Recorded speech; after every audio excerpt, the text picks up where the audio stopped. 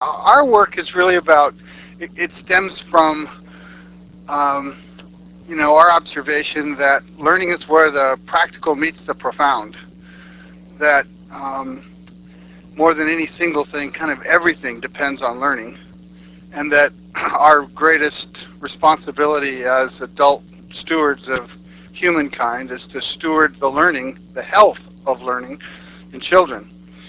And the reading work has just come to the front because reading is the most learning disabling challenge that affecting more children than anything else in the education world anyway.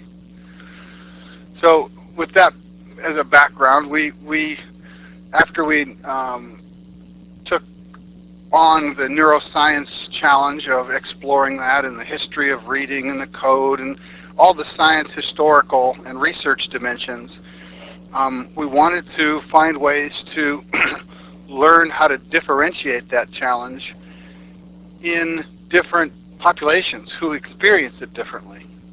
And that led to the National Center for Family Literacy, the Hispanic Family Learning Institute, and trying to identify people who could really help tell the story of the unique challenges faced in the Hispanic community. And that's how I encountered your name. And as I read into your work and about your work, I was just really taken with who you seem to be. So that's why we're on the phone. Well, I'd like to ask you a couple of questions. Like, sure. What's your background? Are you also dyslexic, or are you not, or what? No, I'm not dyslexic. I'm not sure in all of my travels and hundreds of interviews that I necessarily share a common definition of what the word means. But it's just a catch-all phrase. It is a catch-all phrase. For the most part, I think it's a... Did you have difficulty reading yourself? No, not that I recall, but I'm murky on my own childhood to the extent. I can say this. I grew up ashamed of myself in many ways. Why? The pervasive feeling of being insufficient, of feeling confused. There was once a comedian who said, did you ever leave a room and when you were a kid and think everybody's saying he still doesn't get it yet? You know, I just grew up feeling that way, and I was incredibly successful as a young man in business and science, technology pursuits. But for the past 24 years, I've been on a full-time life mission having to do with turning up the learning on as broad a scale as possible. And well, have you read any of my books? I've read parts of them, excerpts that I've been given on the web. You've never read my books? I have not read your books. Okay. As a matter of course, I don't generally read people's books. I do read parts of them, and I tend to read, like I'd like to read your book, and we're getting it. But I want to talk with you first. I want to actually experience you live. Well,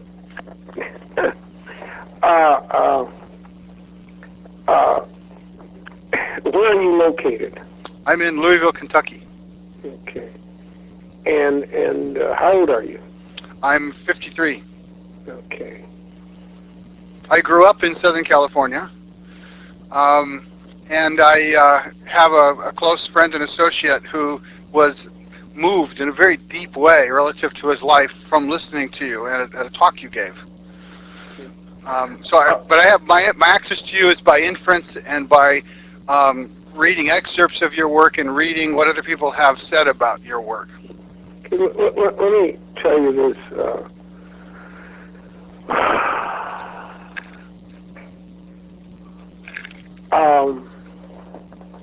How large a staff do you have?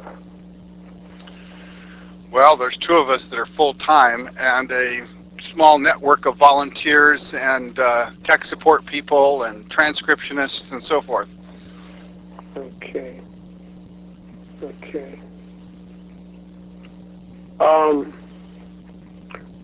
Okay, I'm glad to speak with you, but And let me add this.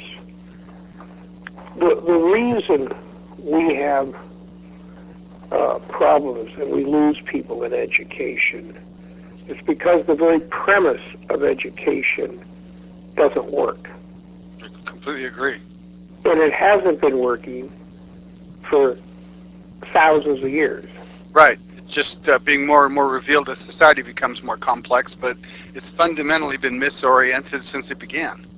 And then language was developed, and certain concepts were developed that have basically divided a person within themselves, from their mind from their emotions from their heart and soul. And so we are trying to scotch tape and continue teaching with that which basically it doesn't work. So I just gave a talk to a bunch of educators in Texas. You can contact my sister, and who runs my office, and she can connect you with them. And 2 weeks before, I gave to the town of Durango, and I gave a talk to all the teachers, principals, district superintendents, janitors, people who in the kitchen, to every person connected to the school. And it was about 600 people, and people heard about us, and they come over from Arizona and New Mexico. We ended up with about 300 people that we weren't expecting. And when I finish, people are just astonished. And then I give another talk about the tools, because first I take people into genius. Then I give them the tools for genius. When I left the community, there were about 15 teachers who were very upset. Sure. And then there were, on the other hand, 98% were just glowing, and they want to have tools to work. What do they do now? Now that their cages have been rattled and everything has been moved. Well, we need to do, you and I, to really make a difference, is we got to meet. An interview over the phone isn't going to really work.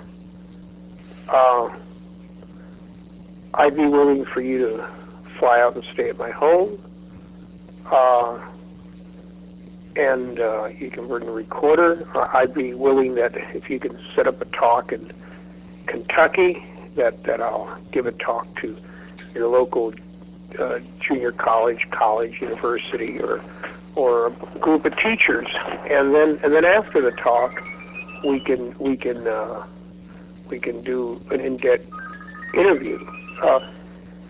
What I need is about an hour and a half talk to give a face to the whole problem with my own life story. Then after that, I give a talk about language itself and the tools of genius.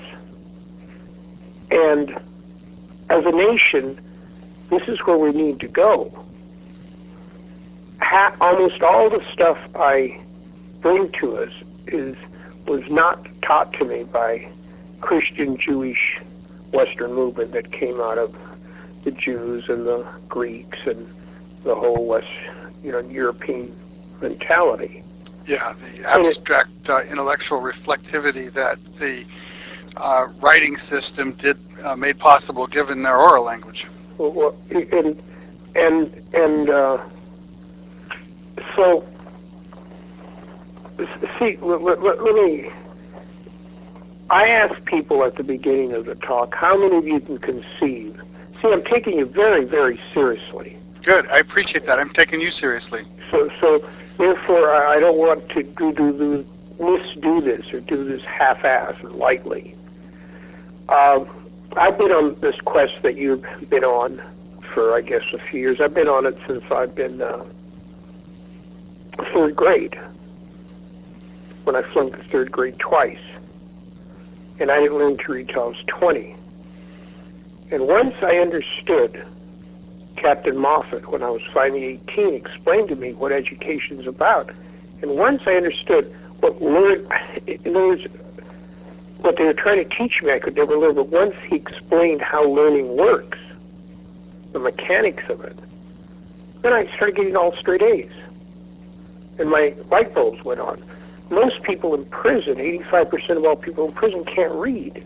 They wouldn't be in prison if education was a whole other thing. And it's not about yelling at people right or wrong. It's about giving a confidence to the whole being. Yeah. Yes, and not creating situations that in which they are experiencing overwhelming confusion that they blame themselves for. Yeah, and that started with Adam and Eve. I mean, the whole thing of Adam blaming Eve, and I make a joke of that. Right. The joke is, I always tell my audiences, my father explained to me that the only reason we lost the Garden of Eden was there was no tequila. Because, see, for people to come into the world I'm taking them, I use humor. I use a lot of different tools. And my father always said, he was a bootlegger, and he said if Adam had 2-3 shots at tequila, then God would have come down and said, who did it? He would have said, me, so what? And God would have said, oh, you're feeling frisky. He said, yeah. We said, what are you drinking? Tequila. And God said, I've never had tequila. Give me a shot. And we'd all still be in the garden drinking tequila. And when I ask people at the beginning of my talk, how many of you can conceive here the possibility of world peace and harmony for 5,000 years? A world of harmony and peace. And normally it's 2-3 women raise their hand, maybe one man. That's what happened out of 400 this last time. I spoke to 450 people, I think. 450 or 350, I forgot. They were eating, so it's hard to tell. Right. A lot of tables. And most of them were professors that teach teachers. That's what it was about in South Texas. So anyway, I said, all right, I guarantee you that at the end of this talk, 95% will raise your hand and will be able to visualize and conceptualize world peace and harmony for 5,000 years. And I got more than 95%. And see, and then I explain certain things, and then I tell people, I take them into their genius, and I tell them that most education does not happen in your waking hours. It happens when you're asleep, in your subconscious. And I... Perhaps you could say that the integrative learning is happening in your unconscious time. Education is an outside in that tends to happen when you're awake. That's a terminology thing, right? I mean, education's about outside in push, and learning's about inside out presence extension. You're half right. No, I'm saying that when you go to sleep, information comes to you from the 12th sense, which is the collective consciousness. And it's like all the books that have ever been written, all knowledge that's ever been done and will be done is available to you. See, we don't have 5 senses. We have 13. It's a whole different ballpark. How many times have you gone to sleep with a problem, and they say sleep on it. You sleep on it in the morning, you figured out what to do. How many times has that happened to you? It happens quite a bit. Well, see, that's when you tap into your genius. And what is genius? It has nothing to do with being smart. It's about the ability to access your collective consciousness, where we're interconnected to all of humanity. And that comes through the 8th sense and then the 12th. And we've been educated for 2,000 years 3,000, 5,000, 8,000 years, to 4 senses: sight, hearing, smell, taste. And if we go into the 5th sense, which is feelings, if men go into it, they're wimps. If women go into it, they're too emotional. So we educate, all education is based on 4 senses. And yet we're an emotional person, an emotional planet. In Oaxaca, with 13 senses, was recognized before the European influence. That's in southern Mexico. Mm-hmm. The 6th sense was balance. And balance was the key sense to everything. You can be blind, and with a great sense of balance, you can still do anything. You can be deaf and blind. Yes, it's through balance that we differentiate movement. Balance is everything. So in Oaxaca, where balance was recognized as the key to all of our senses, we had no concept of the word OR. There's only and. So I'm a liberal and I'm conservative. I'm against abortion for all these reasons and I'm put under circumstances. I hate my wife and want to choke her, and I love her and want to make up. I want to quit this job, it's just a horrible, and I want to keep and figure out how to go on. You take the polarity out of the mind. See, the mind, the way it's built with or and the 2 most destructive words in European-based language, is a trap to keep you in your head forever. Did you know that the is only European-based? Yeah, I mean, it most obviously comes out post-Descartes and that level of rationality, but it's built into the language structure. It was invented by the Jews, popularized by the Greeks, by Plato's Republic, that there's the universal tree before manifestation in the shadow world. Invented by the Greeks, popularized by the invented by the Jews, popularized by the Greeks. Like the alphabet. And the does not exist in Russian, in any Asian language, and any indigenous language. So the rest of the world has that tree, this tree. They don't have the tree. In English, we have not only the tree, we end up with the truth. And then we capitalize the I, and I have the truth. All of a sudden, I'm arrogant, complacent, and look down my nose at all indigenous people, at all other people. Gives me a false security. In Oaxaca, obviously there's no the, there's no or. So what happens? The polarity of the mind disappears. Opinions start dissolving. Understanding starts surfacing. We don't take different sides because there aren't different sides. We're all on the same side because we have this and that. You know, I'm not against abortion, I'm against it, and I'm for it in circumstances. Once you take the polarity of that, the heartbeat slows down. And once opinions dissolve, understanding starts surfing, and wisdom starts becoming a possibility. You should see the frustration that comes out of people's faces. You should see the jaw lines relax, the eyes open up. This talk works with little tiny kids in the 3rd grade. I give it to them in terms they can understand. It works with people getting their doctor's degrees. Well, the 7th sense is intuition. And see, we don't teach intuition. And now watch this. Every decision a human makes, it comes from intuition. Because we take in information at 50 million, billion, zillion, things per second. But consciously, we can only hold on to a little tiny bit of information. Consciously. Right. Consciously, verbally, self-reflectively. Even less. Yeah.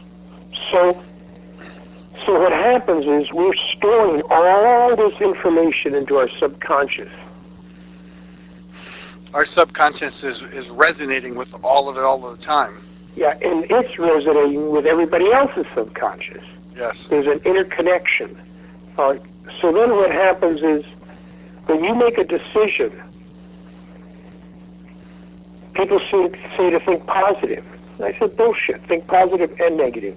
Think, yes, yes, I want to do this. No, no. This is the assets of that person. Makes, I think, good. This makes them negative, bad. You know, think both. Oscillating parabolic inversion. And then what you do is people blink their eyes, and men look up to the left, and women look down to the right. Not all the time, but that's more or less the pattern. And they blink their eyes or close them, and then they go with their gut feelings to make a decision. All decision-making comes when you quit thinking. Now, to hold on to a decision, you just relax the stomach, and you stick to your intuitive information, because that intuitive information is a zillion times larger than your conscious mind. I don't know why I did this, but this is what I'm doing.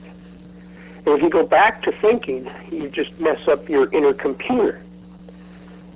So I ask people, how many of you deep inside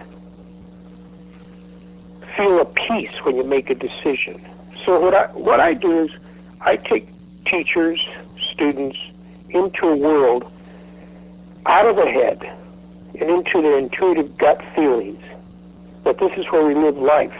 This is where we make decisions.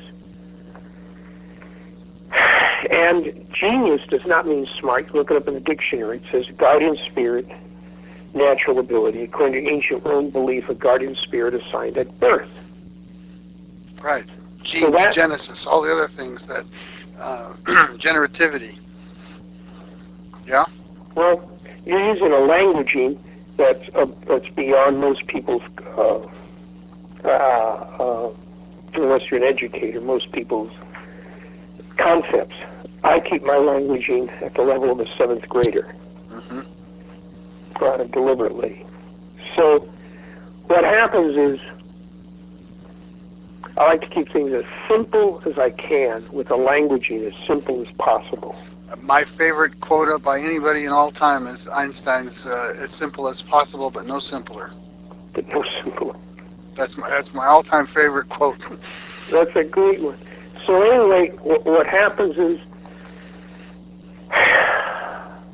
so I start telling people to start trusting themselves deep inside, and that they're special, and that they're a genius. And then I go into lots and lots of different examples, and I give all 13 senses. You know, like I said in the morning, what I do is I give a talk, a personal talk, and I give the tools in the afternoon. And when we're done, people just take a big breath air, fresh, and I have people that are in prison that have read my books, have heard me talk, and they've never gone back to prison. We have thousands of letters of people that have been affected in school districts and all that. So the premise I work on is that everybody's handicapped by education, not just the people with dyslexia. That's right, yeah. And once we start understanding everybody's in a prison, and the whole immensity of the thing, it frees people. We're in complete alignment. I come at this from the emotional and neuroscience of the process of acquiring unconscious learning disabilities. We are learning to be learning disabled in the learning environments we grow in. I agree with that entirely. And that there's actually really good scientific evidence, although it's not well understood, including in the mainstream, just not cross-correlated, which is part of what we're doing. When you look at the virtual reality projection in our mind from a point of view of how is it being generated by the brain, And how does it relate to our emotional fluctuations and the cognitive apparatus involved in projecting a stream of thought or the virtual language experience we call reading? Deep down in there, there's actually evidence for what you're describing. Okay. Okay. And is that important to you? It's important to me in the sense that there are so many people that are on about different dimensions of stewarding the healthiness of humanity, but they are dismissed by the scientific establishment because their language and conceptuary doesn't communicate. Right? So I think it's important to build a bridge across that in such a way that the very intentions of education, with respect to test scores even, can be turned in upon itself to align with what we're talking about. In and out of itself. In and out of itself. I mean, to me, the way that I look at learning is learning is not the process of acquiring knowledge and skills. It's the process of becoming more extensively present in our lives. Hold on to that. Repeat what you just said. Learning is not the process of acquiring knowledge and skills and experience. Learning is the process through which we become more extensively present. Okay. Where we become more... Hold on. What you just said is what my new book is about. In my new book, The Intensity of the Character, Crazy Local Love, is he understands that he's been called mentally slow. It's my life story, going from 16 to 20. And he understands that, he's in mentally slow classes at this, and he's not too bright, and he can't read, and this and that. And he's finally learned how to play chess. And something magic happens. And the way he says it is, when he's all here, and no part of him is over there, a force comes into him, and the pieces of the board start moving without him touching them. And he can see them moving in different possibilities in his mind's eye. Right. And suddenly he's the fastest, most brilliant chess player there is. I went 100 games at the school, at the military academy, high school. I couldn't learn to read, so my parents took me from public school to Catholic school to military school, thinking I needed to be more disciplined. And finally, I became a good enough player, or let's say a famous enough player there on campus, that Major Terry, who thought he was a chess champion, and he used to beat everybody at West Point, said he wanted to play me. And what comes out of my mouth, I'm just a dumb kid, about 15, 16. I said, I have to catch the bus to go home. I don't have time to beat you. And he got so angry. He said, what do you mean you don't have time to beat me? What makes you think you can beat me? I said, well, I've seen you play. You're not very good. And he leaped up and said, I'll take you home. You stay here. Let's see if we can play and this and that. And he starts yelling. So I stayed, and I'm beating real fast, and I jump up to leave. He says, come back here. I wasn't ready. And to make it short, I beat him 5 times in a row so fast that it confused him. And he'd get 2, 3 major pieces ahead. He thought now he had me, but he didn't realize that I was giving him those pieces to set him up with his own greed, and then I checkmated him. Right. You're playing in more dimensions at once than him. Yeah, and he had no idea what was going on. So then he screamed at me, you're not a stupid Mexican. You're just lazy. And I said, thank you, because I've never been called not stupid. So I said, thank you, that's really good. So he got even madder. And you see, what you want to do is of major importance. I would really like us to get together. Yeah, I would like that too. And I'd like you to, you know, raise $100 million or whatever it takes, 10 million or whatever you need, and I'd like to, because I'm doing the same thing, and I'll tell you where the payoff is. The only reason we have wars is because of the miseducation we have on the planet. Everything's connected to the fact that our humanness is being disabled by the adult learning environment children are growing into. And it's an intergenerational transmission that goes back before history. Exactly. Let me show you something. I think you're ready for this. My book, Rain Ago, took me 16 years to write. I understand that. I'm not a very good writer. I tell people, they say, oh, you're a brilliant writer. I said, no. I'm a very good rewriter. Yes. I'm not a good writer. Yeah, I understand that completely. And now, so I sold a book to Bantam before it was done, and they published Macho and Jury. And it took me 10 years to deliver it. And by the time I delivered it, Bantam had been bought up by the Germans and fired everybody, so I didn't know anybody there. So Linda Gray, the woman who ran it, very gorgeous, well-dressed, you know, just full of herself and beautiful, read it, and her reaction was, it's about poor people, who cares? Yeah. Truly, that's what she said. She said, it will never sell, you know, who cares? She said, I like it, it's a beautiful story, but people don't want to know about poor people. So she gave it back to me. I got a new agent, Ed Victor from London. He read it, thought it was fabulous. He said, we're going to be able to auction this for a fortune. He said, it's a fabulous book. Well, he auctioned it. Nobody showed up.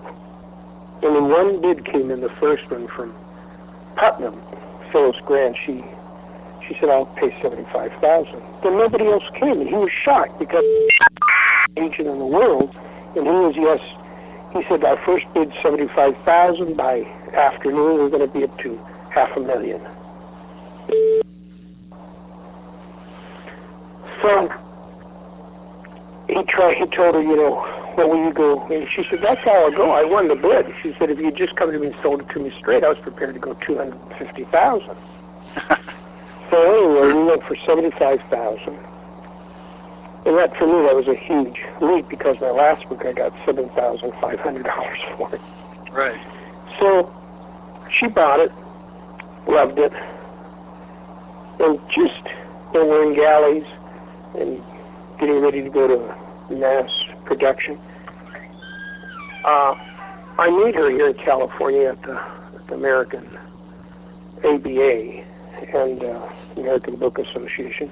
And she says they've decided to call it fiction, that it will never work as nonfiction. I said, what are you talking about? That's why it's taken me all these years to research it. And she said, well, I tried to sell the paperback rights so I don't gamble everything myself, and nobody wants it unless it's fiction. They said that, you know, she said, bluntly, they said, Mexicans aren't that smart, that, and they don't believe the story. It's not believable. So I said, well, this is a true story of my parents. And she said, well, that's it, and walked off and left me. Well, I didn't know what to do, but I finally decided I couldn't live with that, and talked to my mother. I went back to New York. I got a hold of Alex Haley. He called me and told me, don't let him do that. They tried to do the same thing with Roots. And so I went to New York, and my mother mortgaged her home for me. And I told her that I was prepared to put up $25,000 for publicity to help her with the book, but we had to go non-fiction, or I was going to buy the book back. And she said, it's already at press. I can't stop it. You know, this will do, going to make you rich. And I said, no. And then we started yelling in a public restaurant. And so she went ahead to change the book? Excuse me? She went ahead with changing the book without your approval? Yeah. She didn't change the context of the book that much, but she changed it from nonfiction to fiction. She positioned it differently, yeah. Yeah. So I finally, I guess I broke the dinner plate or something. I was crying and crying. I started screaming that she's an unfaithful mother, that she doesn't really love our child, that the book is my child, and I thought she was going to be a good mother. And I want my child back. And I'm crying, and the Mexican waiters say, when I go to the bathroom, says, "Leave the bitch, but keep your son." And anyhow, she sold it to me. I was blackballed all over New York. My agent left me. I wasn't invited to any more parties. I paid her back the money that my mother mortgaged in the house, and I finally found a little press in Texas that had never done a hardback, and they only gave $500 a book, and they said they could give me $1,500,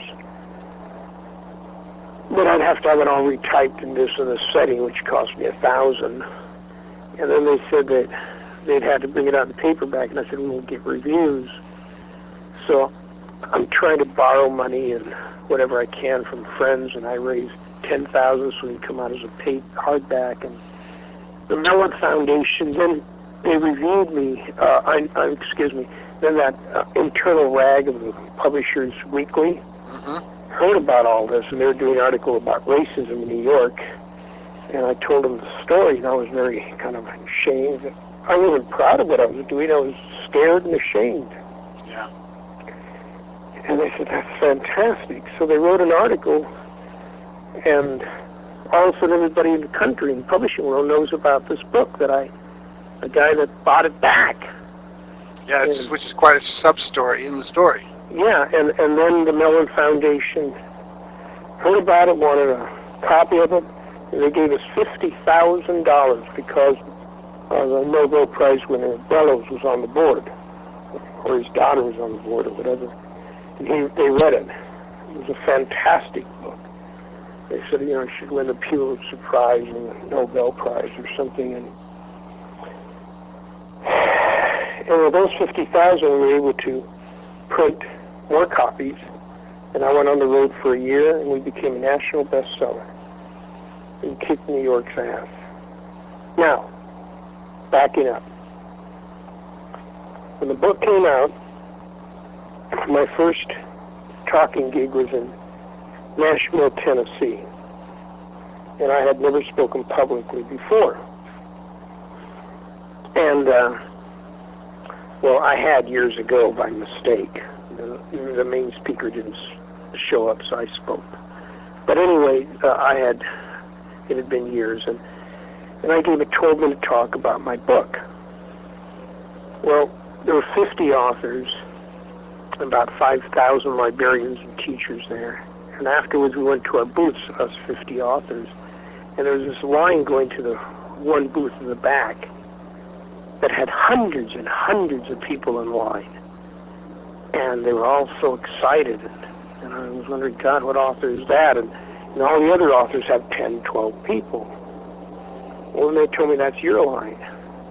Well, they closed the place at midnight, and my line still had hundreds and hundreds of people. So they kept it open until 1 in the morning. And when I was done, we were on our way to become a national bestseller because of that one talk to all those educators. And I couldn't figure out what had happened. And then a Navajo and a Lakota Indian came to me and said, well, brother, you've done it the Navajo way. And the Lakota said, no, you did it the Lakota way. Right. And I said, well, what have I done? He said, well, I said, why is everybody coming? He said, because, he said, you've just opened up the whole box. The Western movement's over. There's no more people to conquer, no more further west to go. Western civilization has always been about conquest and new lands and enslaved people and new resources, and you just changed everything. I said, what do you mean? He said, you know, you wrote the book. You know, you've given new hope to the planet. You just dissolved of history, given new wings. And I said, I have no idea what you're talking about. He said, well, and then he was shocked that I didn't know what I'd done. He said, well, how'd you write the book? And I said, well, I've been working on it for 16 years, and my parents kept telling me I didn't understand, and so they'd have me rewrite it, and I'd say I didn't get it. And they'd say, no, you're getting worse. That's not the way your grandmothers thought, you know. So finally, I just wrote what they told me, and I didn't understand half of the book. And they said, incredible. They were shocked that I didn't know what I had written. And he said, the Navajo said, here, I'll explain to you what you've done. And he was a professor. His name is Harry Walters. He works out of New Mexico and Arizona. He's still alive. And he told me, in the Navajo language, there are no nouns. Everything's a verb. Right. And I said, what does that mean? And he said, well, think about it. Everything changes. And I said, well, just think, but a tree, that's a noun. He said, no, it's a tree-ing. It's changing, it's growing. It's never the same. It's like learning is never a noun. Excuse me? Like learning is never a noun. Yeah. It's like learning. And then he said, and I said, well, rocks, those are nouns. He said, no. If we lived a million years, we'd see them changing too. And I said, well, Einstein said all there is change. And he said, well, he did it the Navajo way too. I said, well, just wait. If everything is a verb, do you believe in God? And he started laughing. He said, of course not. And I grew up a Catholic Christian, so it scared me. And I said, he said, we do God. And I said, how do you do God? He said, well, we walk in beauty. When we see beauty everywhere, we're doing God. When we're in harmony, we're part of God, and we find peace, we are God. I said, no wonder the Padres killed all you Indians. What do you mean you're God? He said, well, we're not God of noun, we're God of verb. We're Godding. Yeah. I said, well, just wait. If God isn't what you believe in, it's what you do, then you can't be a hypocrite. You can't pray on Sundays and then do horrible things all week. He said, now you're getting it. I said, well, then it doesn't matter if you're Muslim or a Jew or a Christian. It doesn't matter what you believe, it only matters what you do. He said, now you're getting it. I said, well, then there would have never been any religious wars. He said, now you see it. And I said, well, then that would have changed all of history. He said, now you're catching on. And I said, I did that in my book. He said, absolutely. I said, well, my father always told me that my grandmothers didn't believe in God. They lived with God. He said, exactly. You said it over and over that my grandmother didn't believe in God. She lived with God. With each breath. He said, see, you did it the Navajo way. And I said, oh my God. I mean, oh my Godding. A month later, the big one hit me. And I'll ask you now. If everything is a verb, when did creation happen? It's happening. Exactly. And when I ask people that, less than 2% used to raise their hand. Now, because I make them into geniuses first and show them the 13 senses, now 50% raise their hand instantly. And within a few more minutes, all of them raise their hand. Now watch. When creation didn't happen, it's still happening. Yes. And who are we in partnership with? God, Godding. And who are we? Then, when we're walking in beauty, we're doing God. When we're in harmony, we're part of God. And when we find peace, we are God. We are Godding. And suddenly I understood how my grandmothers were able to perform miracles. And the whole ballpark changed. And now what, if everything is, if creation is still happening, what happened to the concept of death? It's a concept. Pardon? It's a concept, as you just said. And what does that mean? So what happened to death? Death is happening too. I mean, Look, you keep it simple, keep it simple. What happened to death? I don't know. It disappeared. Because it becomes deathing, it just becomes part of creation. There is nothing permanent. Everything is changing. It's just another change. So then once you lift up the fear of death, I tell people, do you realize that 90% of all your Medicare money spent on people are going to die within 2 years anyway? If we had no fear of death, we would be saving 90% of that 90% of the money. We're only bankrupt as a nation and as a planet because of our fear of death. That's why we have wars. That's why we have religious fights. That's why we have greed. Well, there is no death. There's fear of death, and there's fear of fear and fear of shame. All of those. All of those, yeah. All of those. And you evaporate fear of death, and the whole thing starts changing. So then, that's what my writing's about a languaging outside of European-based, with concepts outside. We don't have 5 senses, we have 13. Creation is still happening in partnership with God and creation. So this means that you can make a difference. You are powerful. You are unique. You are great. Every human being is wonderful. And I start saying that. And I have kids repeat it, teachers repeat it, principals repeat it. Say, I am a genius. I can make a difference. And you tell them to say that for 30 days, and the dream patterns change. No longer do you sleep inactively. You become an active sleeper, meaning you want this knowledge of biology, you want this, and you want to learn all these things. In your sleep, you will start accessing information, and education becomes an entire learning process, becomes an entire different field. When I began this quest, I was on a learning binge that lasted a year, 24 hours a day. And whatever I was studying in the daytime would have a deja vu because I had dreamed it at night before. Exactly.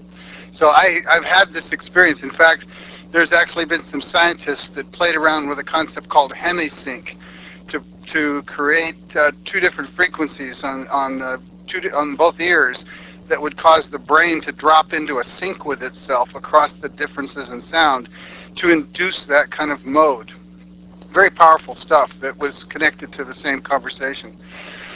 Relative to God, I'd say a couple of things that align with what you Godding, the God concept. I mean, the wisest thing I ever heard anybody say about all this, outside, was Joseph Campbell. It was somebody who worked with Joseph Campbell who observed him and a lama go into a tent and spend a day inside this tent in dialogue. And when they came out, the only thing that they could agree on was, with what wisdom shall we presume upon the wisdom of the all-in-all that's been happening? Okay.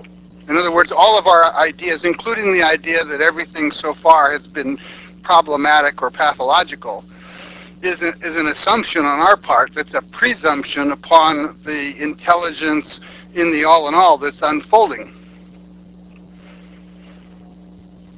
Okay, go on. The other thing is my sense... Let's back up.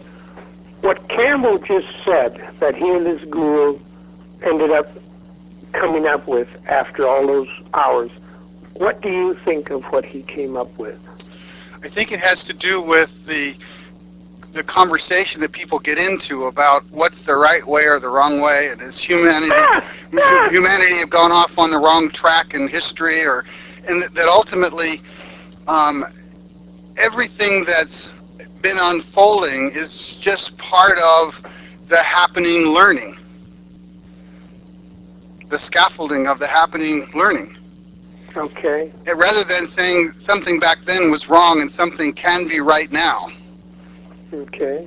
Right? So I'm not clear on that distinction, and that's one of the points that pins it for me. The other thing is that my sense from the times when I was really interested in, understanding the differences in the world mythologies and religions that preceded science and the kind of reflective ways that we function today. mean, my sense is that God is learning. Learning is God. That all this is in motion. It's unfolding. You ever encounter David Bohm's work? Let's back up. God is learning. Learning is God. It's all a consciousness. It's all interconnected. But it's not static. I just said it's all interconnected. It's all changing. Yes. Forever. And the word interconnected creates a separation and a mechanical relationship. Right? And it makes a separation and a... Yeah, the terminology, inter is meaning between. It's connecting two discrete objects that really don't exist as discrete objects except in our languaging. Okay, I'm glad you used the word languaging. Yes. Have you performed miracles? Oh, yeah. I mean, by some standards, I guess you could say that. Do you have intuitive experiences often?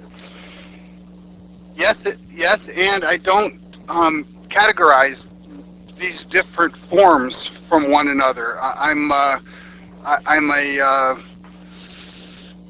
first-person learning surfer in the fields of experiencing that I'm involved in. Yeah. Have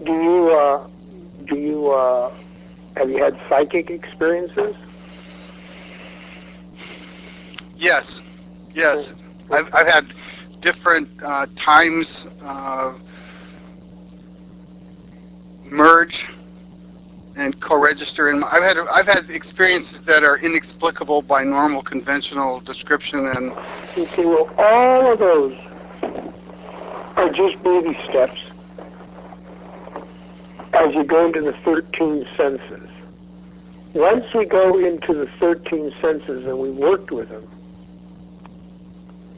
for years, we're not even the species we think we are. And that's what my writing's about. If you read Ready to Go Thoroughly or 13 Senses or Burro Genius or any of my books,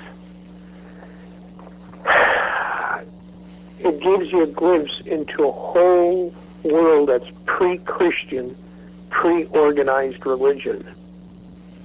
And how my grandmother's out of Oaxaca, and one was a Yaqui, one was from Oaxaca.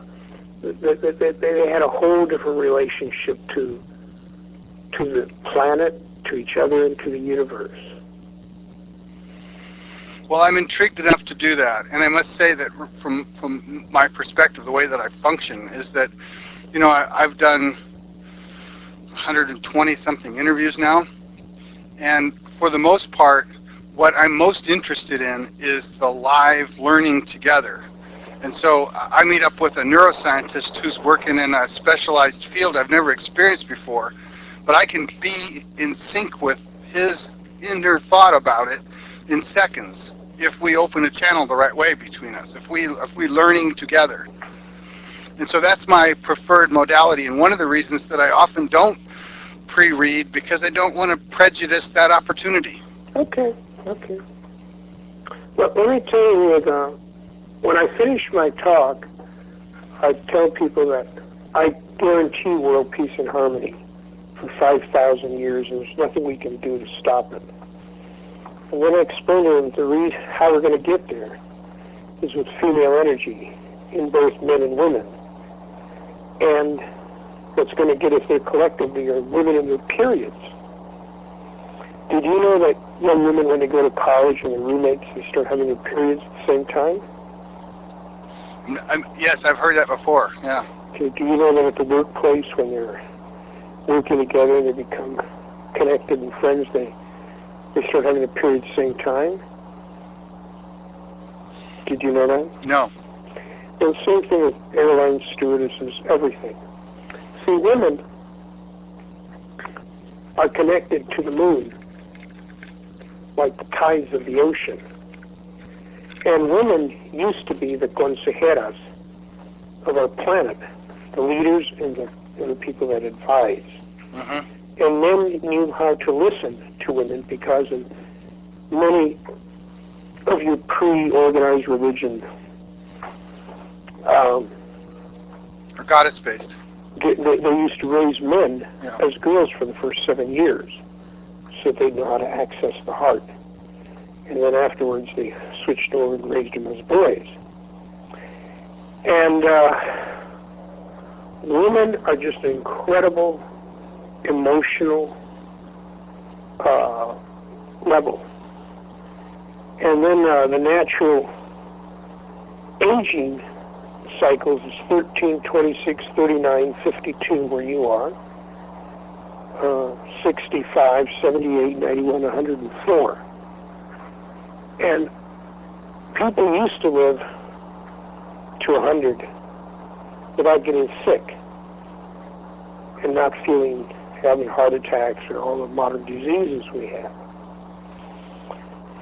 So there's a whole world of knowledge that I share with audiences, and then I ask them to put their hands over their hearts and do breathing with their eyes closed.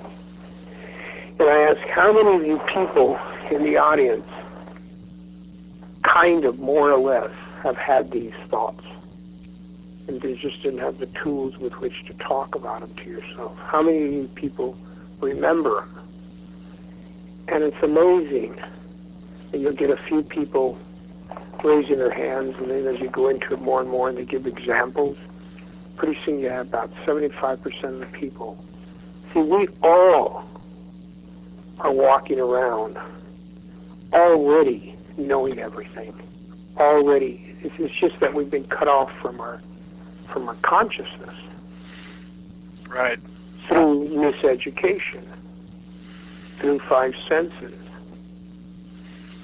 And the time that we need to do is to go back to educating the whole human being. And being is a verb. Supreme being is a verb. Which means that how they're participating is more important than what we're trying to teach. Absolutely. You got it. That's the pivotal orientation shift I've been working on for 20-something years, is to make the case on as many different levels of science, philosophy, and economics and sociology to compel that one little shift. Could you repeat it again, what you just said? To shift right now, education functions as if what it has to teach is more important than how the person who's learning is participating in their learning. Right. And it's that flip that says that, no, the health of their learning is more important than any particular thing we have to teach. In fact, I tell teachers, there's no such thing as a teacher. All you can do is help people learn. Open the door for them to learn. As soon as you start teaching, you're acting superior, above them, and you've lost them. Right. And then you have to caveat what you just said, so that the health of their participation in learning is more important than what you're trying to help them learn about. Absolutely. So, I don't know where I'm going to give my next talk. It might be, I think it's right here in LA. I don't know which is the most appropriate one, but I would really either set one up so I can come back there to you, or sometime by summer come out here, and you can call up my office and find out when my next talk is, because I never know where I'm going to talk, and she knows which would be the most appropriate. Good. Well, I'll look into that. And I'll be coming west again by summertime, at least. And before we part, have you ever heard of David Abrams' work, The Spell of the Sensuous? No. He's in New Mexico. He's somebody who would completely resonate with you and that you would appreciate. How about the more superficial but still interesting to you, I think, Leonard Slane's Alphabet versus the Goddess? No, I don't know any of these people or books. Okay. Well, there are people that are pursuing, that are looking at how the goddessing energy, so to speak, was subordinated to the rise of a particular kind of minding that was caused by becoming code users. What, code users? Yes, that's why we have, when we're talking about children of the code. When we start to be code users, meaning numbers and letters and all that. Primarily letters, but okay. Yes, because numbers come after the letters. Okay. But as we start to be assembling virtual reality in our minds according to an outside source of information and instruction that's encoded, which only starts happening a few thousand years ago. It starts off in the Egyptian, Hebrew connection. It goes boom in the Hebrew culture as the people of the book come forth. You're talking in written form, not in verbal. No, I'm talking about written form. Okay. The written form totally transformed the oral language. When you talk about the lack of nouns, the dynamism of indigenous languages, the nouns came about from the objectification that's introduced into language when you can stop it in front of your mind and think about it rather than participate in the flow of it. Exactly. And that came about as an artifact of writing. That's why I say we are children of the code. Okay. And for about 2,500 years. Yes, although that initially, during the time that the code first fires up, and it's within 200 years it transforms Greece. Right? Right. All right. But at that point in time, there's a simple relationship between sound and letters that gets confused radically in the European languages.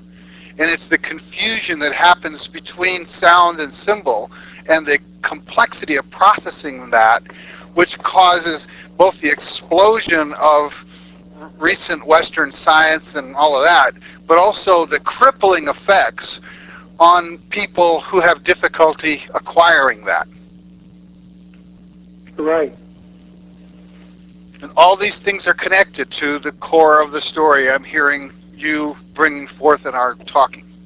And let me give you an example of stuff like that. Like my father became a multimillionaire and was very rich, and then he lost everything. So, and I became a writer, but he didn't have anything at the end of his life. I still got the big old house that I've remodeled over the last 30 years. But anyway, because he couldn't read, and because he barely knew how to read, he was able to think about things in a way other people didn't think, and he was able to avoid traps. Yes. For instance, I'll never forget 2 instances. I already gave you the one about the Garden of Eden. Yes. Now the other one was the first time he heard about communism. He said, "I don't get it. Explain it to me again." And this friend of ours was explaining it. He said, it's everybody works for the state, and they don't get paid. And then the state accumulates the corn and everything, and then gives back according to your needs, not according to private enterprise and hoarding it privately. And my father says, "Okay, explain it one more time," and he explained it again. He said, "Okay, good." He said, "I love it. I love communism, as long as I'm in charge." Yeah, right. He said, "That's the slickest dictatorship since the Pope." Yep. And see, other people, he couldn't believe it. They got caught up in it and believed it. And he said, "I'd rather have a bunch of little thieves than one big thief that controls everything. So I'll go with free enterprise, which is a bunch of little crooks." Right. And he was then, like, another time, the way his mind would work is like abortion. Abortion became a big issue, and they come and, we're Catholics, and they asked my father, "What do you think about abortion?" And he said, "Up to what age?" Yeah. And he said, "I like it about up to 18, and then if they're not here, we'll bore them." Yeah, some cultures don't name their kids till they're a year old or 2. So that's true. So it enabled him to see things in business that other people didn't see. Like he saw the future of the corner gas station with a liquor store and a few groceries and a laundromat. Yeah. And he was already seen 7-Eleven, and Yeah. he had 4 of them. And he would see things, and he came up with this statement, which he said he loved fear. That fear was a great tool. Yep. And wherever there's fear, there's money to be made, as long as you don't got it and the other people do. And he said fear is the power of a church, of a country, of any group. And he said fear is a tool. And what's the greatest fear? Well, go ahead. What's the greatest fear in America? You do it all the time. Well, I'd say it's two. It's to not have more than your neighbors and death. What is it? Well, the polls are that it's public speaking. Oh. Right? Okay. And that's what they say, but I don't believe it. I think we have more fear of death, and I think we have more... I think we have more fear of death, too. But I think the biggest common, everyday, moment-to-moment fear that we have is the fear of shame. Shame and not having approval. Not having a what? Approval. Right, which was what? Part of shame. Yes. Yes. We are masterful, unconsciously, faster than we can even think about it, shame escape artists. And how you've been doing this for 20 years, you say? Yes. Now, how do you get your funds to continue doing this? I also do talks around the country, and that partly contributes to it. I basically live on the edge of insolvency. I mean, I live very frugally, but I have done things like I consult for organizations, like I've been working with the National Center for Family Literacy and retooling their mission, how they think about what they do. I've helped large corporations with organizational learning things like Boeing and Pacific Bell and what have you. But my heart's always been with the kids, with developing a different learning or mutually learning-oriented relationship. And I have been blessed with finding various things at various times that continue to keep me moving down the road and building a better exhibitory without having any commercial conflicts in any of it. So I don't chase the money, and well, I really do want to tell you that so often I see some of the people with the best hearts and best intents, they're broke. Yeah. And so you need to not chase the money, but attract money to you. Yeah, I agree with that. The thing is that right now we have we'll have 8,000 new visitors to our website this month. We have people writing from around the world now who are picking up on what we're doing. We've got more and more kind of this growth that's coming up from the bottom. We haven't tried to sell anything. We don't want to sell anything. I feel like we will be lifted up by a diverse and a really beautiful constituency that's forming without us having to productize what we're doing in a way that is compromising. Well, I know there's a learning center here just a few blocks from my house. Uh-huh. And they have big, beautiful offices. And I went down there to talk to them, and they have about 30 people working for them. And a lot of them are ex-teachers and principals. And I was shocked that hardly any of them know anything about me. And And you can see that whatever they're doing, they're attracting money because they were... Yeah, they're preying on, for the most part, I don't know these particular people, so I want to be careful, but for the most part, the high-end learning centers are preying on parental fear. Okay, because I'll tell you, like I drive a 18-year-old Saab. Yeah. And then my pickup's about 10 years old or 12 years old, and I keep my I have a nut of about $11,000 a month that I have to pay for my staff, for my rent and everything. And right. I'm always on the verge of bankruptcy. Yeah, I hear you. So we're tracking. Yeah, so my nut's about half yours, but otherwise we're. And what I see is there must be a way of learning from these people that are successful, and then moving it a little bit so we don't repeat what they're doing. But I need to learn that. There was a time I raised $25 million in venture capital to fund corporations that I designed machines and technologies for. It's not that I was unable to cross the line and do that, but I have an ethic in my being about being persuasive. I don't want to persuade anybody to do anything. I want to invite people to into a dialogue, and out of the shared understanding to do what it's authentic for them to do. And if that lines up together, then it lines up together.